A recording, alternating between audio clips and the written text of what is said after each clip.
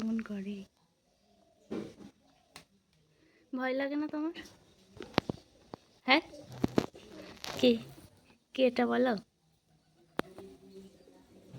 দেখো পুরো সাপের মতনই দেখতে। সাপের মতো না? আমার ভয় লাগছে খুব, দেখতেই কেমন।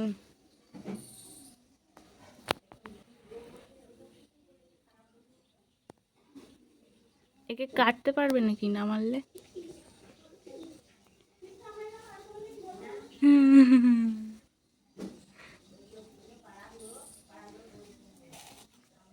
এইরকম ধরো, এরকম ভাবে।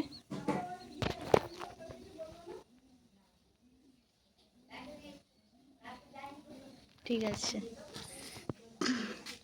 এবার কাটো কাটো।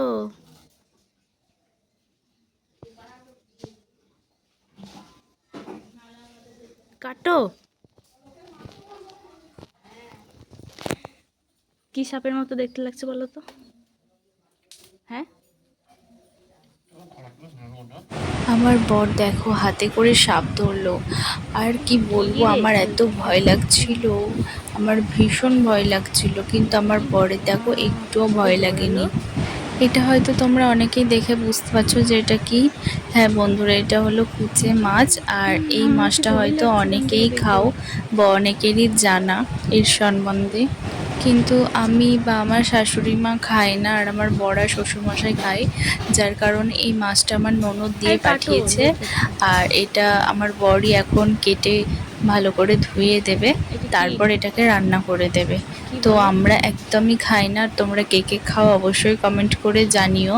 আমার তো একেবারে ভালো লাগে না, তবে শুনেছি যে বলো এগুলো কি? নাকি খেলে অনেক উপকার, খাওয়া ভালো। না, সাপ না। কিন্তু আমার দেখেই কেমন হয়, তো খাওয়া তো দূরের কথা। আমার ননদ দিয়ে পাঠিয়ে দিয়েছে, কারণ আমার বর আর আমার শ্বশুরমশাই খেতে অনেক ছাড়বা না তো? পছন্দ করে, যার জন্য পাঠিয়ে দিয়েছে। আর আমার বর এটাকে এখন কাটবে এবং ধুয়ে দেবে, তারপর এটাকে রান্না করা হবে। তো এই মাছের তো আঁশ বলতে সেরকম কিছু থাকে না, এই যে এই একটা ঝাল মতো থাকে। আর এটা দেখো ছাড়ানোর সময় কি বিকট শব্দ। কেমন শব্দ হচ্ছে, কটকট করে। তো চলো আজকের মতো সাপের এই খোলস ব্লগটা এখানেই শেষ না? করলাম। তোমাদের যদি ভালো লাগে অবশ্যই একটা লাইক কমেন্ট শেয়ার করো। আর যারা আমার চ্যানেলে নতুন তারা চ্যানেলটি সাবস্ক্রাইব করে সবাই আমার পাশে থেকো।